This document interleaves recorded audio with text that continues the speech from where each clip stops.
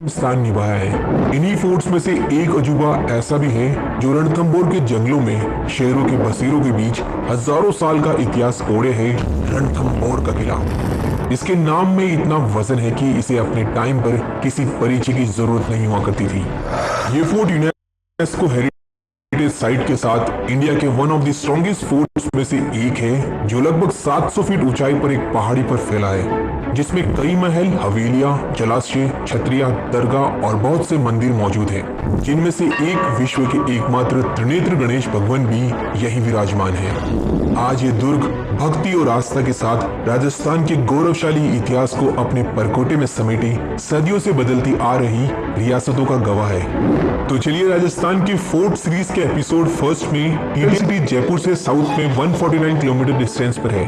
यदि आप सवाई माधोपुर सिटी के बाहर से हो तो यहाँ आने के लिए सबसे बेस्ट ऑप्शन है रेलवे और बस, एंड यहाँ को जीप्स और कैब मिल जाती है रणथंभौर फोर्ट के लिए, जो स्टेशन से मात्र 12 किलोमीटर की दूरी पर है, और जीप्स यहाँ 50 रुपए के आसपास लेकर ड्रॉप कर देती है। वैसे आपको बता दूं, रणथंभौर फोर्ट जाने वाला रूट सेम होने वाला है जो रणथंभौर नेशनल पार्क के जोन 125 को जाता है। इसीलिए स्टेशन से 6 किलोमीटर ड्राइव करने के बाद एंट्री होती है कॉमन शेरपुर चेक पॉइंट से। इसके बाद ब्यूटीफुल गोमुख गेट से आगे बढ़ते हैं और यहाँ से 5 किलोमीटर की दूरी पर ही है इस फोर्ट का पार्किंग एरिया, जहाँ पर आप अपने प्राइवेट व्हीकल्स भी लेकर आ सकते हो।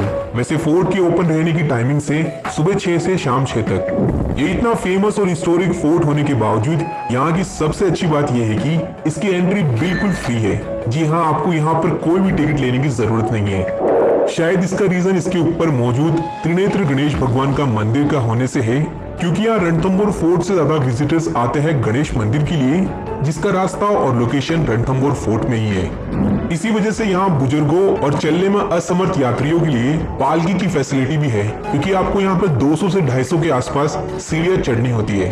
और यहाँ फोर्ट के ऊपर तक पहुँचने के लिए टोटल 4 गेट्स यानी पोल क्रॉस करने होते हैं। शुरुआत होती है फर्स्ट गेट यानी नवलखा पोल से, जिसके सामने एक मोटी दीवार बनाई गई है ताकि दुश्मन का हाथी इसे तोड़ न सके। इसके बाद सेकंड गेट है हाथी पोल, जहां पर एक कटे हुए सिर की मूर्ति रखी हुई है, जो एक राजा से गद्दारी करने के बाद इंसाफ की गवाही आज भी देती है।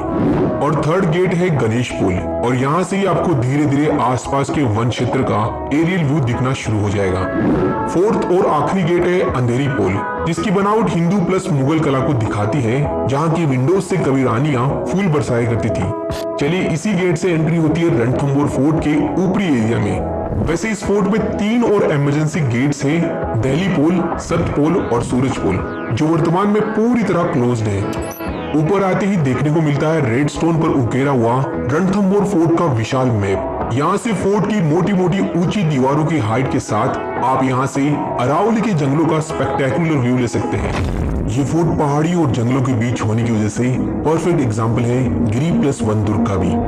लगभग 6 से 7 किलोमीटर लंबी इसकी ऊंची ऊंची दीवारें होने के बावजूद ये पहाड़ियों के बीच होने की वजह से बाहर से बिल्कुल दिखाई नहीं देता, और इसी स्ट्रेटेजिक लोकेशन की खासियत से ये एक बेस्ट डिफेंसिव फोर्ट का काम करता था।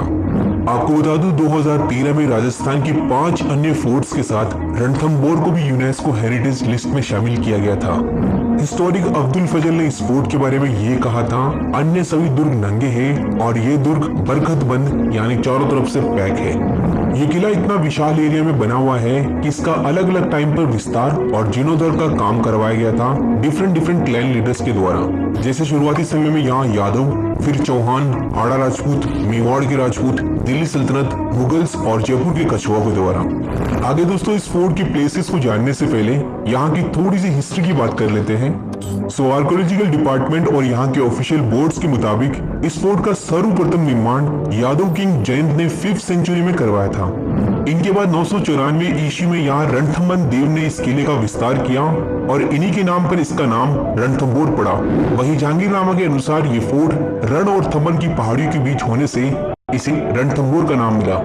लेटर यहाँ पृथ्वीराज चौहान का शासन रहा और 1192 में मोहम्मद ऑफ गौर यानी गुरीद ने इसे कैप्चर किया पृथ्वीराज को हराकर। इसके बाद 1226 में इसे इल्तुतमिश ने जीता और फिर इसी से वापस चौहानों ने जीतकर कमान संभाली रणथंभौर की। और इन्हीं चौहानों के राज में 1236 में रजिया सुल्तान ने अटैक किया रणथंभौर पर। फिर 1248 और 1258 में बलबन ने वो भी हारा। इनके बाद एंट्री होती है रणथंभौर के सबसे शक्तिशाली और अंतिम चौहान राजा हमीरदेव चौहान की 1282 से 1301 तक। इनके कार्यकाल को यूं कहूं तो रणथंभौर में अब तक का सबसे ज्यादा डोमिनेंस इन्हीं का रहा है। हमीरदेव चौहान के राज में 1290 और 1292 में जलाउद्दीन खिलजी ने अटैक किया और दोनों अटैक्स में विफल रहा। और इन दो हार के बावजूद इसने इस फोर्ट के बारे में ये कहा कि ऐसे में 100 दुर्गों को मुसलमान की दाढ़ी के एक बाल के समान नहीं समझता। इसके बाद 1301 में यहाँ फेमस हिस्टोरिक ब्लडी बैटल लड़ी गई अलाउद्दीन खिलजी और हमीरदेव चौहान के बीच, जिसमें रणमल जैसे सैनिकों ने गद्दारी की। इन्होंने दुर्ग का पिछला द्वार खोल दिया था। इससे रणथंभौर के चौहान राजाओं को हार का सामना करना पड़ा। और इसी के साथ 1301 के इस अलाउद्दीन खिलजी के अटैक को ही कहा जाता है राजस्थान का प्रथम शाखा, जिसमें हमीरदेव चौहान ने केसरिया कर वीर गति को प्राप्त हुए और इनकी पत्नी रंगा देवी ने जौहर किया, जबकि पुत्री देवल देव ने पद्म तालाब में कूदकर राजस्थान का एकमात्र जल जौहर किया था। खिलजी के बाद रणथंभौर पर दिल्ली सल्तनत का राज रहा, जिस बीच 1325 में यहाँ फिरोज शाह तुगलक ने अटैक किया, जो वो हारा। फिर 1326 के बाद यहाँ मेवाड़ के महाराणाओं का राज रहा। 1326 से 1364 राणा हमीर सिंह, 1433 से 1468 राणा कुंभा, 1508 से 1528 राणा सांगा का। यहाँ राणा सांगा की मृत्यु के बाद 1530 से 1535 तक यहाँ गुजरात के बहादुर शाह ने राज किया।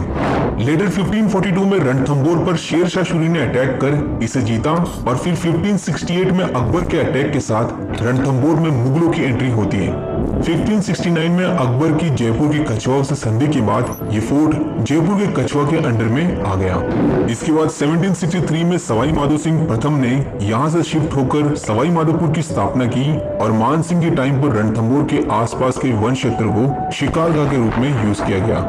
1947 की आजादी के बाद ये फोर्ट भारतीय पुरातात्विक विभाग के अंडर सौंप दिया गया। सो ये थी इस फोर्ट की history. Back to the point, explore करते हैं रणथंभौर फोर्ट की प्लेसेस को।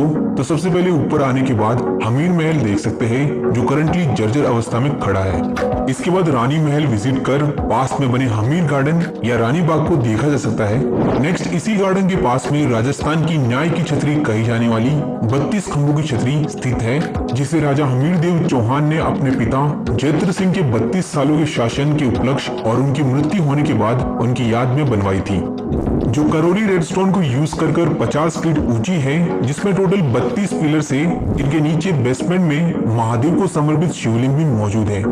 इसी छतरी के सामने अधूरा सपना कही जाने वाली राणा सांगा की पत्नी हाड़ी रानी करमावती की अनकम्प्लीटेड यानी अधूरी छतरी भी देखी जा सकती है। नेक्स्ट आगे है रानी कुंड, जिसके पास ही में है वो प्राचीन रणथंभौर की मस्जिद। एंड इसी के जस्ट सामने कुंड के उस तरफ है काजी पीर जनाब सदरुद्दीन की बहुत ही प्राचीन दरगाह, और इसी के पास बादल महल भी विजिट करने लायक है। यहाँ से कुछ ही दूर पर है हमीर कोट यानी कचहरी, जहाँ पर हमीरदेव न्याय किया करते थे। यहाँ से वापस फोर्ट के मेन एरिया में दर्शन कर सकते हैं प्राचीन मंदिरों के, जिनमें सबसे पहला है लक्ष्मी नारायण मंदिर, इसके बाद दिगंबर जैनियों का सर्वत सिद्ध जैन मंदिर, और आगे में सिद्धपीठ काली माता का प्राचीन मंदिर, जो नेशनल प्रोटेक्टेड मॉन्यूमेंट है। नेक्स्ट आगे हम देख सकते हैं रॉयल बाथिंग तालाब, जिसे पद्म तालाब भी कहा जाता है, जिसमें कूदकर कुंवारी राजकुमारी देवल देव ने जल जौहर किया था अलाउद्दीन खिलजी के अटैक पर।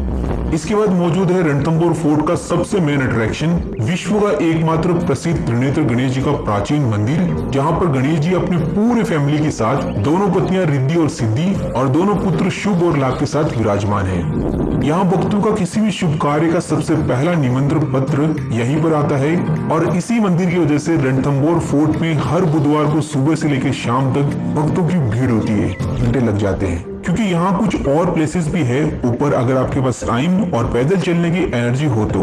जैसे गणेश मंदिर से 1.5 किलोमीटर दूर है गुप्त गंगा। यहाँ एक गुफा में शिवलिंग है, जहाँ एक जलधारा है जो पूरे साल सूखती नहीं है। इसी के पास जोरा बोरा महल है, जो पहले यहाँ ग्रेन यानी अनाज का स्टोरेज था। यहाँ से पास ही में है इस किले का लास्ट स्पॉट, जो 32 खंभों की छतरी की तरह एक शिव मंदिर